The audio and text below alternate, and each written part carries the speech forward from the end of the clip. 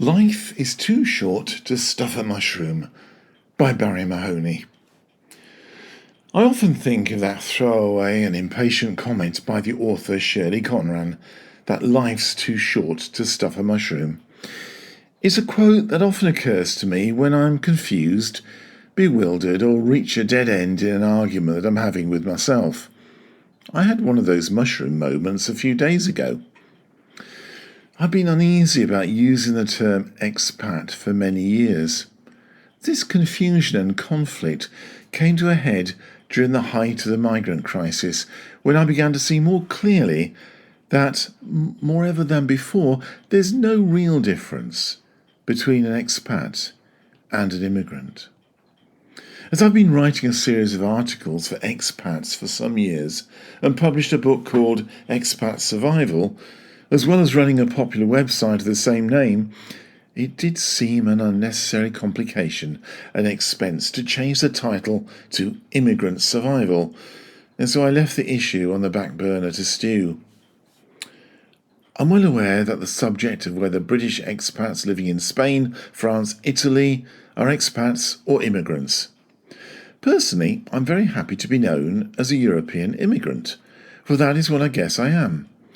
For me, the term expat sounds colonial and temporary, whereas being an immigrant sounds as if it's a long-term commitment or even permanent. However, if we think about it, we're no different to the 3 million or so European immigrants currently living in the UK, yet we never refer to them as European, Spanish or French expats, do we?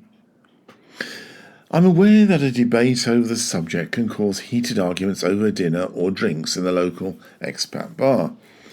If in doubt as to the true meaning, it's always a good idea to check the Oxford Dictionary, which in this case defines an expat as a person who lives outside their native country.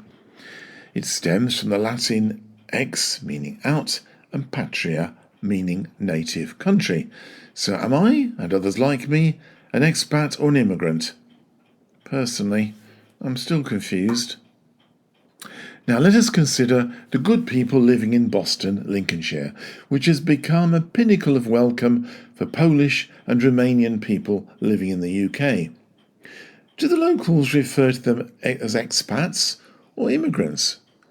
Personally, I don't think I've ever heard the community being referred to as anything but immigrants. So, why is there any difference for myself and Brits living in the Canary Islands or the Costa Blanca? By now, readers will probably think that I'm being unnecessarily over-pedantic over two simple words. No doubt I'll also be accused of being politically correct, but words and definitions do matter because they link to meaning, understanding, and our subsequent attitudes to others.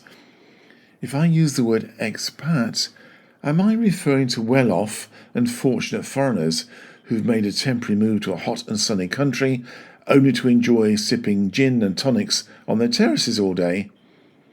I'm certainly not referring to refugees from Syria or Africa fleeing for their lives, travelling across stormy seas with little more than the clothes they're wearing. However, are we not the same? Does it not really all boil down to a question of luck, wherever we've happened to have been born, and the opportunities that we've been given in life? If we accept that immigrants are expats too, maybe it's a question of degree. Expats in the traditional sense usually have a choice of whether to return to the country of their birth or to stay in their adopted country, whilst many immigrants certainly have no choice over their future. Instead, maybe the term lucky immigrant is a better term to describe those that have a choice in the matter of moving for the sake of a better job, more money, or a better lifestyle. This is in contrast to those immigrants who have no choice but to attempt to escape poverty and persecution at whatever personal cost. Oh, all this thinking really is hard work on a sunny afternoon, and in the end, I'm not sure that it matters that much, as the two terms are not mutually exclusive. Well, I've decided to continue to use the term expat at least for the time being, mainly to avoid having my books reprinted. After all, sometimes life really is just too short to stuff a mushroom.